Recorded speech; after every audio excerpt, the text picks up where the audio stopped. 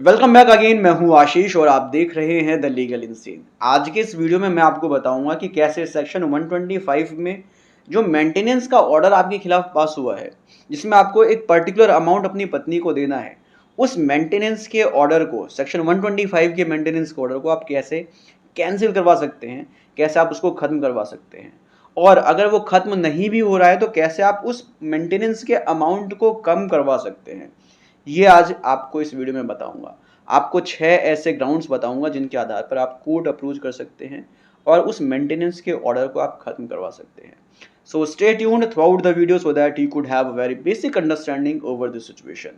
One by one करके सभी 6 grounds लूंगा और आपको एक एक करके सभी ग्राउंड्स को क्लियर करूंगा कि कैसे आपको उन ग्राउंड्स के आधार पर कोर्ट अप्रोच करना है, कैसे अपने मेंटेनेंस के ऑर्डर को आपको कैंसिल करवाना है। सबसे पहले बात करते हैं पहले ग्राउंड के बारे में। पहला ग्राउंड आपको मिलता है सीआरपीसी के ही सेक्शन 125 सब क्लॉज 4 में।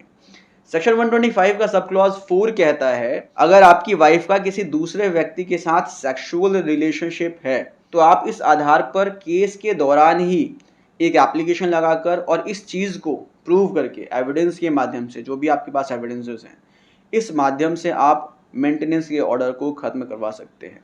आप सेक्शन 125 का केस ही खत्म करवा सकते हैं क्योंकि आपकी वाइफ अडल्ट्री में रह रही है, किसी दूसरे व्यक्ति के साथ सेक्सुअल रिलेशनशिप है उसका।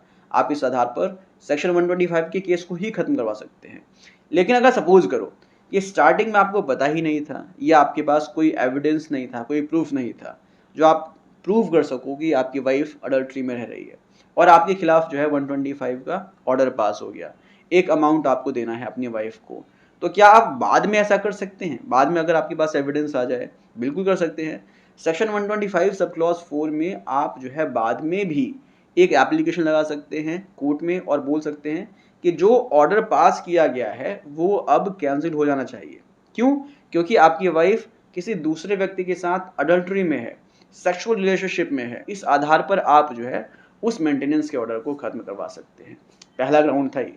अब बात करेंगे दूसरे ग्राउंड के बारे में। दूसरा ग्राउंड मिलता है सीआरपीसी के सेक्शन 127 सब क्लॉज 1 में। इस सेक्शन में आपके पास ग्राउंड होता है कि अगर आपकी वाइफ की फाइनेंशियल कंडीशन में चेंज हो चुका है, वो पहले कमाती नहीं थी, अब वो कमा रही है, अब उसको रेंटल इनकम भी आ रही है, सपोज करो वो ट्यूशन भी पढ़ा रही है, या और कोई दूसरा सोर्स ऑफ इनकम उसके पास आ गया है, और ये भी हो सकता है कि अब वो आपसे ज्यादा कमा रही है, तो इस आधार पर आप सेक्शन 127 सब क्लॉज 1 को यूज करके एक एप्लीकेशन लगा सकते हैं कोर्ट में और मेंटेनेंस के ऑर्डर को खत्म करवा सकते हैं। अगर आपकी वाइफ आपसे ज़्यादा कमा रही है तो आपकी मेंटेनेंस का ऑर्डर खत्म हो जाएगा। लेकिन अगर कम कमा रही है लेकिन चेंज है उसकी फाइनेंशियल कंडीशन में, तो आपका जो मेंटेनेंस का अमाउंट है कोर्ट उसको कम कर देगी। आपका जो अमाउंट है मेंटेनेंस का वो कम हो जाएगा। तो सेक्शन 127 सब क्लॉज 1 का फायदा आप इस तरह से उठा सकते हैं। अब समझते हैं तीसरा ग्राउंड क्या है। अगर आपकी वाइफ और आपके बीच में कोई दूसरा डिस्प्यूट चल रहा है, कोई दूसरा केस किसी दूसरी कोर्ट में चल रहा है और उस केस में भी जजमेंट आ जाता है और जजमेंट आपके फेवर में है मेंटेनेंस को लेकर, अगर उस कोर्ट ने मेंटेनेंस को लेकर कोई ऑर्डर पास किया है और वो आपके फेवर में है, तो आप उस ऑर्डर के आधार पर भी सेक्शन 127 सब क्लॉज 2 में एप्लीकेशन लगा सकते हैं और 125 के मेंटेनेंस के ऑर्डर में चेंज करवा सकते हैं या उसको खत्म करवा सकते हैं सेक्शन 127 सब क्लॉज 2 को यूज करके। अगर किसी दूसरे कोर्ट में आपके फेवर में कोई मेंटेनेंस का ऑर्डर आ गया है तो आप इस तरीके से इसका भी फायदा उठा सकते हैं। ये था आपका तीसरा ग्राउंड। अब बात करते हैं चौथे ग्राउंड के बारे में। चौथा ग्राउंड ये है कि अगर सपोज करो कि आपकी वाइफ के साथ आपका डाइवोर्स हो चुका है और मेंटेनेंस आप उसको लगातार दे रहे हो और डाइवोर्स के बाद आपकी पत्नी ने दूसरी शादी कर ली है, तो इस आधार पर आप सेक्शन 127 सब क्लॉज 3 में एप्लीकेशन लगा सकते हैं और जो मेंटेनेंस का ऑर्डर आपके खिलाफ है उसको कैंसिल करवा सकते हैं इस आधार पर कि आपकी वाइफ ने दोबारा से शादी कर ली है।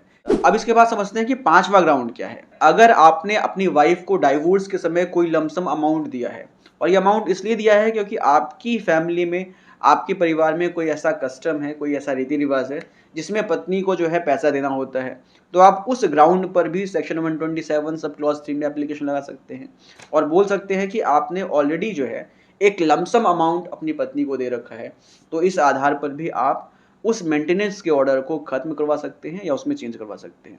ये बहुत ही अच्छा ग्राउंड है आपके पास। अब समझते हैं सिक्स्थ ग्राउंड, छठा ग्राउंड क्या है।